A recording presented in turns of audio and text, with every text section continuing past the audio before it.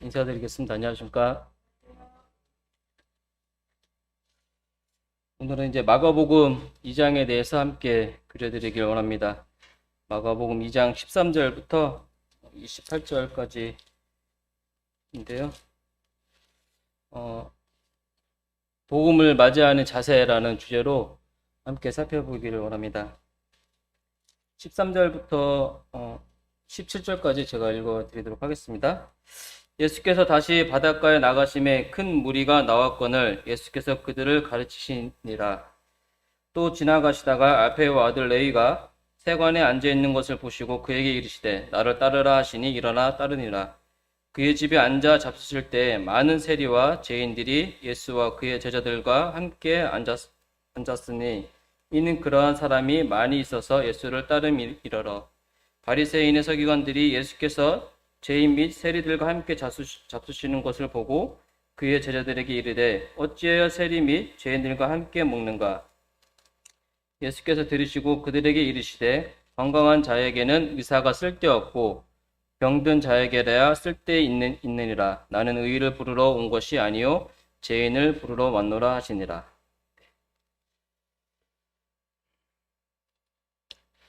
마가복음에 대해서 저희가 이렇게 공부를 하고 있는데, 마가복음이 이제 저희가 기존에 공부했던 그 요한복음이란 누가복음에 비해서 되게 빨리 이렇게 진행이 되고 있고 되게 역동적인 것 같은 글체를 써서 이렇게 진행되고 있는 것을 이렇게 볼 수가 있습니다. 마가복음의 시작은 마가복음 1장 1절에 있는 말씀처럼 하나님의 아들 예수 그리스도의 복음의 시작이라고 이렇게 시작하고 있습니다. 그래서 저희가 첫째 시간을 통해서 성경이 말하는 복음에 대해서 살펴봤고 또 그 복음이 이제 하나님의 아들 예수 그리스도의 복음이라고 이렇게 정의를 할 수가 있고 또 그런 부분들에 대해서 살펴본 것을 기억을 하고 있습니다. 그리고 그 복음은 1장 14절에서 요한이 잡힌 후 예수께서 갈릴리에 오셔서 하나님의 복음을 전파하여 라고 이렇게 말씀하고 있는 것을 볼 수가 있습니다. 즉 예수 그리스도의 복음이지만 그 복음이 하나님 아버지 하나님의 그 복음을 아들 되신 예수 그리스도께서 이 세상에 전파하시는 그와 같은 복음의 내용인 것을 성경을 통해서 저희가 알 수가 있습니다.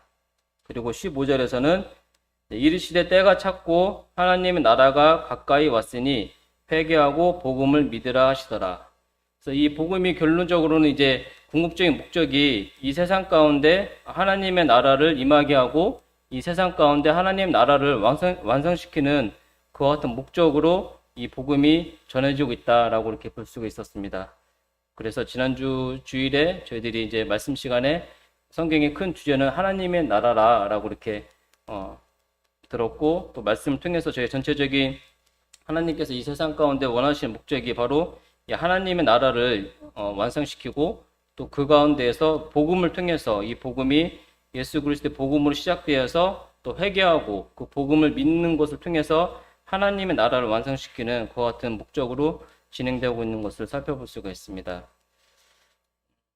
마가복음 1장에서는 저희들이 예수님께서 성령의 인도하심에 따라서 광야에서 심판을 받으신 후에 광야에서 시험을 받으신 이후에 이제 제자들을 부르셨고 또 그 이후에는 이제 귀신을 쫓아내시는 그와 같은 모습들을 살펴보게 되었습니다. 그리고 그 이후에 베드로의 장모와 각종 병이 든 사람들을 고치시는 그와 같은 모습들을 통해서 예수님의 권위에 대해서 이 땅에 오신 예수 그리스도가 하나님의 아들로서 그 메시아로 오신 그분의 권위에 대해서 살펴보게 되었고 또 문둥병자를 깨끗게 하시는 그와 같은 모습들을 통해서 그분의 권위가 증명이 되었고 이 세상에 오신 예수 그리스도가 하나님의 아들이라는 그와 같은 사실이 증명되고 증거되는 그와 같은 부분들을 살펴보게 되었습니다.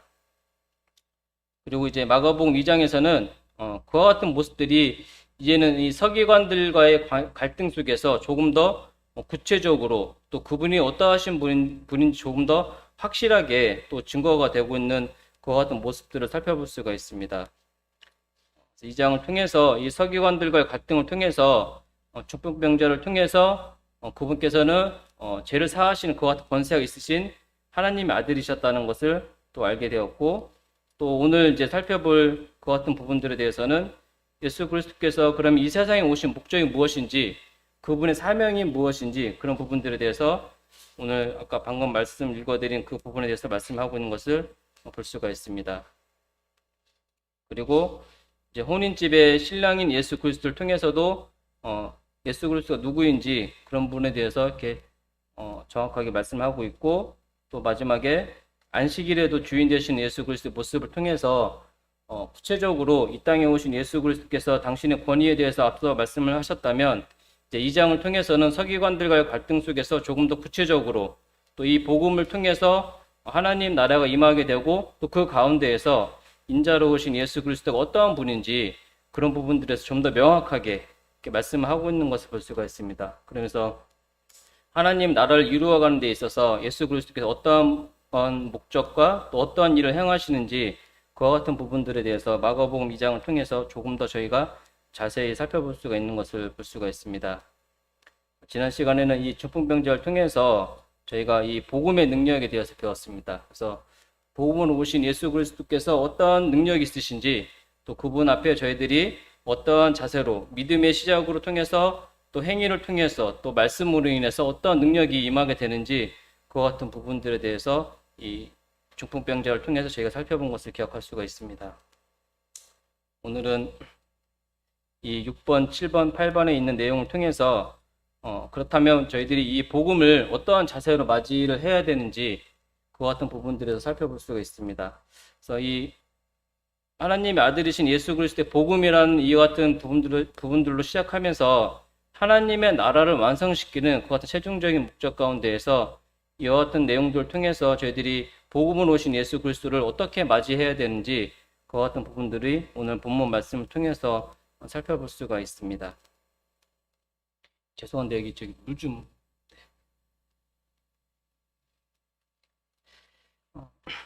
첫 번째로는 복음을 맞이한 자세로서 부르심에 응답을 해야 합니다. 저희가 지난 시간에 10절 말씀을 통해서 죄를 사하는 권세가 있는 예수 그리스도에 대해서 살펴본 것을 기억을 하고 있습니다. 즉 그분은 단순히 하나님의 아들뿐만 아니라 그분이 갖고 있는 권위와 또 권세가 죄를 사할 수 있는 그와 같은 권세가 있는 것을 말씀을 통해서 지난 시간 살펴보았습니다. 그리고 그 이후에 이제는 의인이 아니고 죄인을 부르러 왔다고 말씀하신 예수 그리스도의 모습을 볼 수가 있습니다.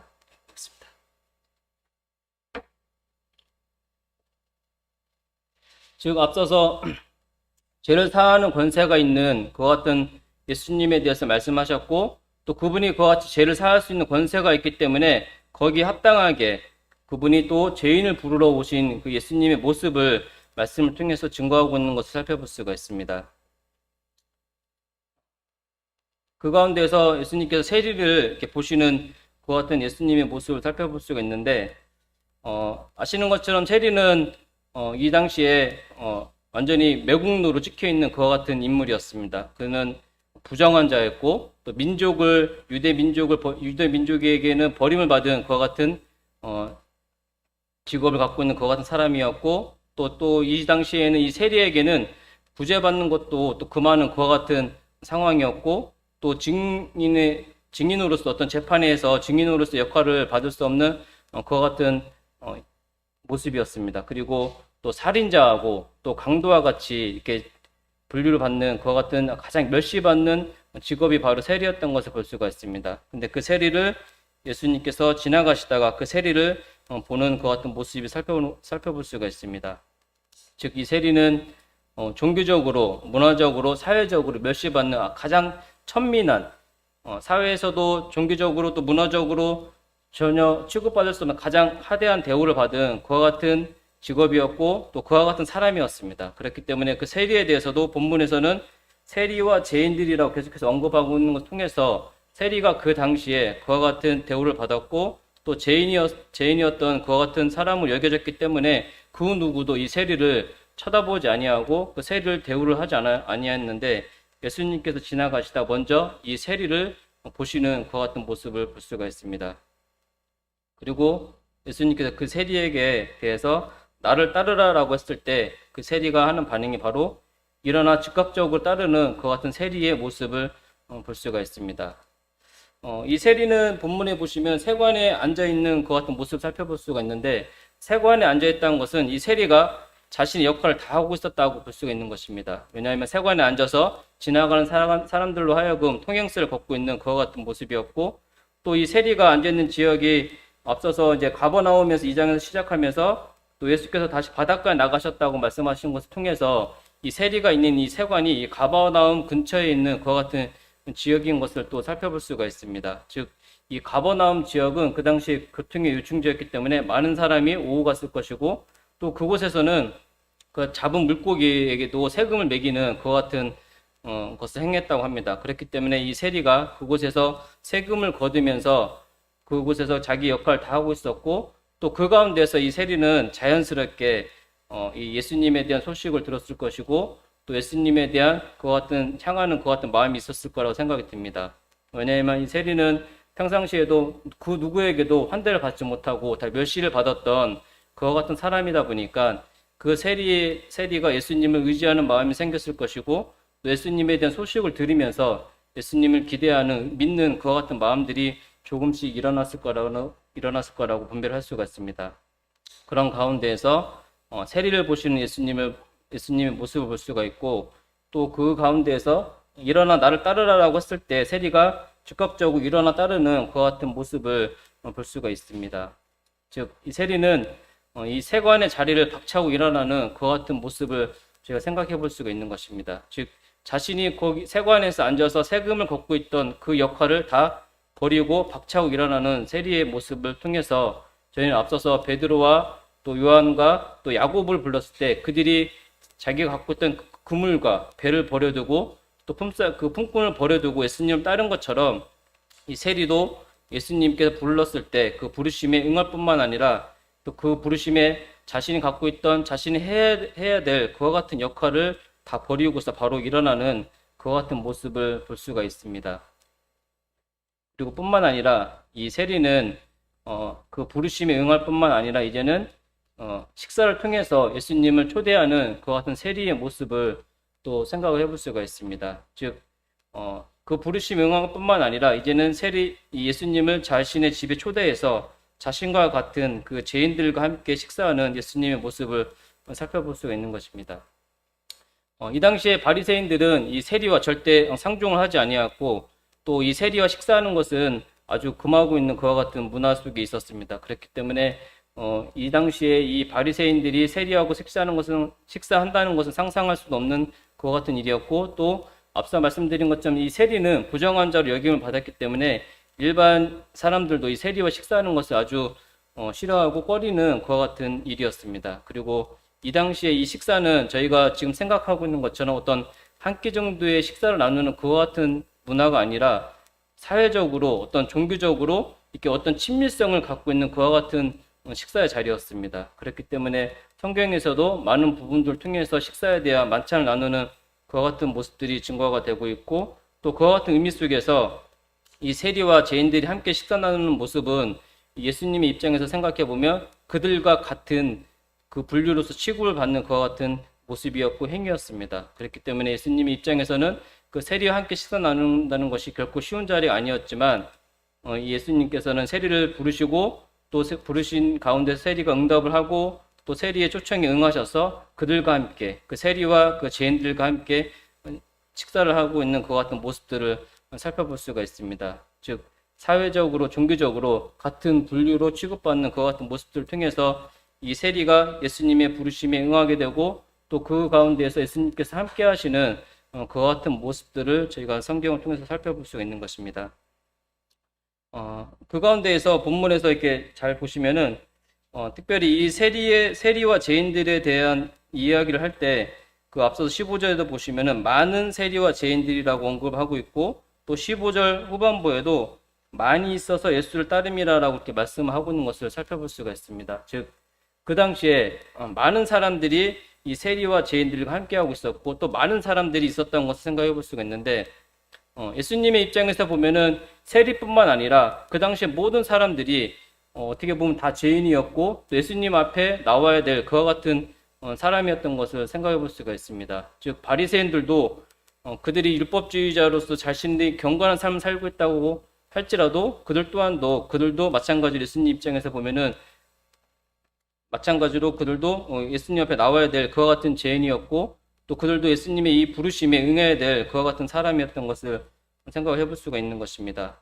근데 그 가운데에서 참 복음으로 오신 이 예수님의 이 부르심에 응답하는 세리의 모습을 통해서 저희가 살펴볼 수 있는 것은 부르심에 합당하게 응답을 해야 되는 것이 바로 저희들이 이 복음을 대하는 가장 기본적인 자세라고 볼 수가 있는 것입니다.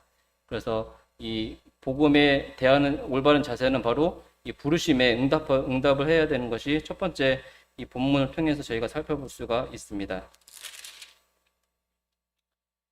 두 번째로는 기쁨으로 새롭게 맞이해야 합니다. 그래서 복음을 맞이하는 두 번째 자세는 기쁨 가운데에서 새롭게 맞이해야 하는 그와 같은 부분들을 살펴볼 수가 있습니다. 두 번째 이 논쟁거리는 이 금식에 관한 논쟁이 벌어지고 있는 것을 볼 수가 있습니다. 그러면서 그 당시에 요한의 제자들도 금식을 하고 있었고 또 바리새인의 제자들도 금식을 하고 있었던 것을 볼 수가 있습니다. 그런데 이 요한의 제자들은 요한의 메시지처럼 그들은 예수님을 통해서 장차 임하게 될 그 하나님의 나라를 준비하는 그 회개에 이들은 초점이 맞춰져 있었고 바리새인들은 아시는 것처럼 일주일에 2번씩 금식을 하게 되었습니다. 구약 시대에는 속죄일에만 이제 금식을 하게 되었는데 이들의 삶이 어떤 율법주의를 쫓아가면서 거룩한 삶을 쫓아가다 보니까 율법의 생활 속에서 그들의 삶을 적용하고자 이들 일주일에 2번씩 이렇게 월요일하고 목요일날 이렇게 금식을 했던 것을 볼 수가 있습니다. 이들의 삶은 이 거룩함에 중점을 두고 있는 그와 같은 금식의 삶을 살고 있었던 것을 볼 수가 있습니다. 금식의 의미에 대해서 생각을 해보면 금식을 통해서 저희들은 하나님 앞에 어떤 경건한 삶을 추구한다든지 아니면 하나님 앞에 나의 삶을 헌신하는 그와 같은 모습들을 담고 있는 것을 볼 수가 있습니다. 그리고 또 이 금식을 통해서 때로는 어떤 슬픔이라든지 또 회개해야 될 부분들이 있다면 이 금식을 통해서 주님 앞에 주님의 도움을 구하는 그와 같은 부분들이 이 금식의 의미에 포함되어 있는 것을 알 수가 있습니다.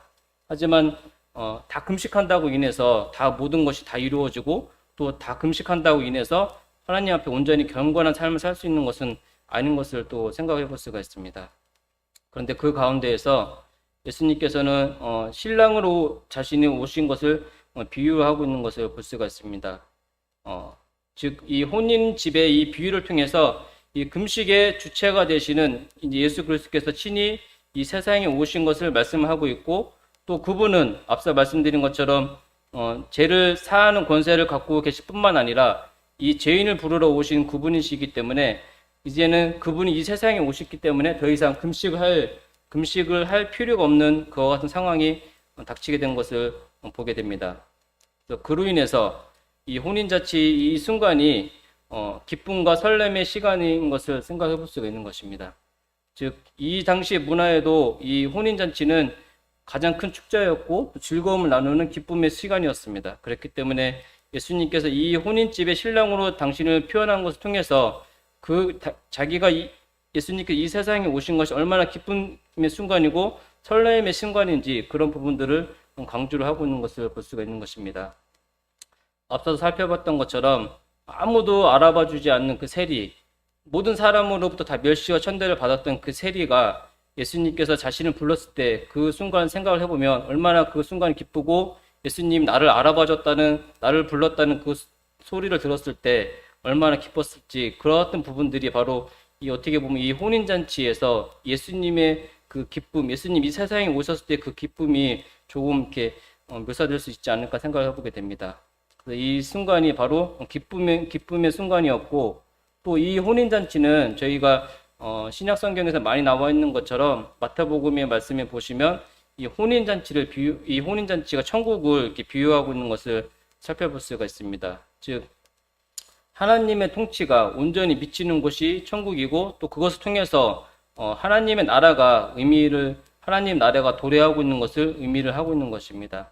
그래서 예수님은 이것을 통해서 이 신랑으로 비유하신 이와 같은 예수님의 모습을 통해서 그 가운데 기쁨이 있고 또 그 가운데 하나님의 나라가 이제 임하게 되는 것을 선포하고 있는 그와 같은 모습인 것을 살펴볼 수가 있습니다. 즉 그렇기 때문에 기쁨 가운데에서 그와 같은 부분들을 맞이를 해야 되는 것입니다. 그리고 세 번째로 이제 그 생배 조각과 새 포도주의 비유를 또 계속해서 하고 있는 것을 볼 수가 있습니다. 즉 이제 메시아로 오신 이 예수 그리스도께서 장차 임하게 될 이 하나님의 나라를 어떻게 준비를 해야 되는지 그 부분에서 무엇을 조심해야 되는지 그 비유를 통해서 저희들에게 말씀을 하고 있는 것입니다. 이 혼인은 새로운 시작을 의미를 하게 됩니다. 즉 결혼을 하게 되면은 모든 삶이 새롭게 시작이 됩니다. 오늘날에도 혼인을 하게 되면은 새로운 가구를 구하고 또 새로운 거처를 정하면서 그 가운데서 신랑과 신부가 만나서 새로운 삶을 시작하게 되고 또 그 가운데에서 예전에 가졌던 그 나쁜 습관이라든지 그런 것들이 있다면 당연히 버리고 새롭게 시작하는 그와 같은 의미를 담고 있는 것을 볼 수가 있습니다. 즉 이 비유를 통해서 낡은 옷과 낡은 가죽 부대는 당연히 버려야 되고 이 당시 유대 사회에서는 이 율법에 갇혀있던 그와 같은 의미들, 즉 앞서 말씀드린 어떤 금식하는 부분이라든지 이 안식일을 지키는 그와 같은 부분들을 버려야 할 것을 의미를 하고 있는 것을 볼 수가 있습니다. 그래서 그렇기 때문에 이 복음을 맞이한 두 번째 자세로서는 하나님의 나라가 도래하는 그 가운데에서 신랑으로 오신 이 예수님을 통해서 저희들이 기쁨 가운데 그분을 맞이를 해야 되고 또 새로운 나라, 그 신랑이 이 세상에 오심으로 인해서 하나님의 나라가 도래하는 그와 같은 의미 속에서 기쁨 가운데 새롭게 맞이를 해야 되는 것을 두 번째 비유를 통해서 살펴볼 수가 있는 것입니다. 세 번째로는 참 주인으로 맞이해야 합니다. 즉 복음을 맞이하는 세 번째 자세로서 참 주인으로 그분을 맞이해야 되는 것을 살펴볼 수가 있습니다. 세 번째 논쟁거리는 이제 안식일에 대한 논쟁이 벌어지고 있는 것을 볼 수가 있습니다. 즉 이 부분은 신명기에 나와 있는 그 말씀을 인용한 것인데 다른 사람의 밭에 들어가서 이삭을 이렇게 줍는 그 같은 행동은 율법을 어기는 그 같은 행동이 아니었습니다. 하지만 이들의 모습은 그 가운데서 수확하고 있는 그 같은 부분들이 율법에서 언급하고 있는 일하는 행위였고 또 그것이 바로 율법을 어기는 그 같은 행위가 된다고 말씀을 하고 있습니다. 그런데 이 안식일을 잘 생각해 보시면 이 안식일의 원리가 하나님께서 창조시대에 창조하실 때 여섯째 날을 6일 동안 창조하시고 일곱째 날에 쉬었던 것처럼 이 안식일의 원리가 하나님의 창조에 거기에서 출발한 것을 생각해 볼 수가 있습니다. 그리고 또 그 가운데에서 이 안식일을 주신 의미가 비록 인간이 어떤 범죄로 인해서 삶을 살아가면서 땀을 흘리고 또 평생 수고해야 되는 그 같은 부분들이 있지만 이 안식일을 통해서 그 같은 부분들에서 어떤 세상에서 겪어야 될 수고와 어떤 근심과 걱정이라든지 그런 부분들 모두 다 내려놓고 이제 하나님께서 공급하시는 그 같은 공급을 생각해 보면서 또 하나님이 주시고자 하는 그 같은 쉼을 누리는 그 같은 부분들이 이 안식일에 담겨 있는 것을 볼 수가 있습니다. 그래서 그 같은 시간들을 통해서 창조주 하나님을 기억하고 또 창조주 하나님 앞에 예배하는 그 같은 시간들이 이 안식일의 의미에 포함되어 있는 것을 볼 수가 있습니다. 그 가운데에서 이 안식일의 논쟁거리에 대해서 예수님께서는 다윗을 예시로 말씀하고 있는 것을 살펴볼 수가 있습니다. 즉 사무엘상에 나와 있는 부분을 언급을 통해서 말씀하고 있는데 다윗이 사울을 피해서 도망가고 있을 때 노베에 있는 그 성막에 이르게 되었고 또 그곳에서 제사장 아히멜렉에게 먹을 것 요청했을 때 그때 이제 제사장만 먹을 수 있는 그 진설병을 다윗 일행에게 준 그 같은 모습들이 언급하고 있는 것을 볼 수가 있습니다. 즉 다윗이 행한 이 행위는 율법을 어긴 그와 같은 부분이었는데 그 부분에 대해서 25절 후반부에 보시면은 이렇게 말씀하고 있습니다. 예수께서 이르시되 다윗이 자기와 및 함께한 자들이 먹을 것이 없어 시장할 때에 한 일을 잃지 못하느냐라고 이렇게 말씀하고 있는 것을 볼 수가 있는데 후반부에 잃지 못하느냐라는 그 단어가 바로 행한 주체의 그 자격을 물어보는 그와 같은 의미로 사용된 단어라고 합니다. 즉 무엇을 할 수 있는지 또 무엇을 할 수 없는지 그것을 물어보는 것이 아니라 그것을 행한 그 주체가 그 사람이 자격이 있는지 그 같은 부분들을 언급을 하고 있는 것을 생각해 볼 수가 있는 것입니다. 즉 그렇기 때문에 이 다윗이 율법을 금한 것을 행할 수 있는 것처럼 예수님 또한 저희가 잘 아는 것처럼 마가복음에도 이제 다윗보다 더 큰 예수님을 말씀하시면서 예수님도 안식일의 주인으로서 이제 이삭을 따르는 행위를 할 수 있는 더 큰 주체인 것을 이야기하고 있고, 그 같은 부분들을 통해서 다윗을 예시를 통해서 반론을 제기하고 있는 그 같은 말씀인 것을 볼 수가 있습니다. 그 가운데에서 28절에 이제 이렇게 결론을 맺고 있습니다. 이러므로 인자는 안식일에도 주인이다. 그래서 안식일에도 주인이라는 말씀을 하고 있고, 또 이 안식일이 앞서 말씀드린 것처럼 창조주 하나님과의 관계가 있고, 또 율법의 계명 중에서 네 번째 십계명의 네 번째 계명이 바로 이 안식일이기 때문에 안식일의 주인으로서 메시아로 오신 이 예수님을 언급하고 있는 것을 통해서 이 예수님의 권위에 대해서 언급을 하고 있고, 또 동일한 그 가운데에서 또 하나님의 나라가 임했을 때 그 가운데서 이 메시아로 오신 예수님께서 참 주인이 되어 주시는 것을 말씀을 하고 있는 것을 볼 수가 있습니다. 그렇기 때문에 이 안식이라는 이 논쟁을 통해서 저희들이 복음을 맞이하는 세 번째 자세는 참 주인 되시는 그 예수 그리스도를 맞이를 해야 되고, 또 그분만이 이 하나님의 나라에 참 주인이 되어 주신다는 것을 말씀을 하고 있는 것을 살펴볼 수가 있는 것입니다. 이제 말씀을 정리하도록 하겠습니다. 오늘의 주제는 복음을 맞이하는 자세였고, 세 가지 이 논쟁을 통해서 저희들이 어떠한 자세로 복음을 맞이해야 되는지 그와 같은 부분들을 살펴보게 되었습니다. 중심 사상은 이렇게 정리를 할 수가 있을 것 같습니다. 복음 앞에 기쁨으로 나와 예수 그리스도를 주인으로 섬겨 하나님 나라를 이루어야 합니다. 즉 많은 사람들이 하나님의 부르심에 당연히 응답을 해야 되지만, 많은 사람들은 그 하나님의 부르심에 응답을 하지 않았고, 마치 바리새인들이 그 하나님의 부르심에 응한 자와 또 그 예수 그리스도를 이상하게 잘못된 것으로 여겼던 것처럼 많은 사람들이 그 같은 시선으로 보고 있는 것을 생각해 볼 수가 있습니다. 저희 또한 예전에는 그 하나님의 부르심에 응답을 해야 되는 그와 같은 자들이었고, 저희들은 이제 그 응답을 통해서 하나님 앞에 나오게 되었고, 또 예수 그리스도의 그 부르심에 주님을 따라가는 그와 같은 삶을 살고 있는 것을 볼 수가 있습니다.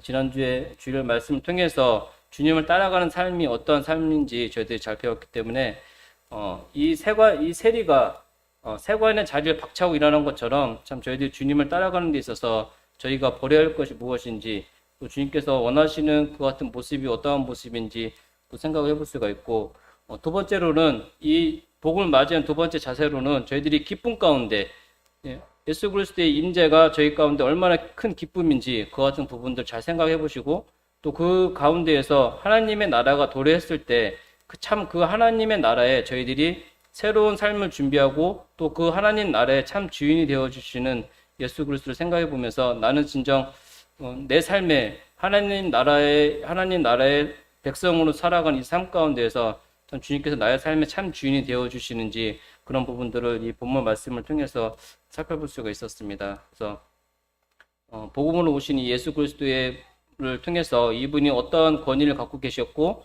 또 그분이 이 세상에 오셔서 어떠한 권세와 또 무엇을 위해서 오셨는지 이 부분들 생각해 보면서 참 저희들이 복음을 맞이하는 자세로서 또 저희들이 성도들이 어떠한 삶을 살아야 되는지 그런 부분들에서 교훈해 주고 있는 것을 살펴볼 수가 있었습니다. 네, 이상 말씀 그 자리를 마치도록 하겠습니다.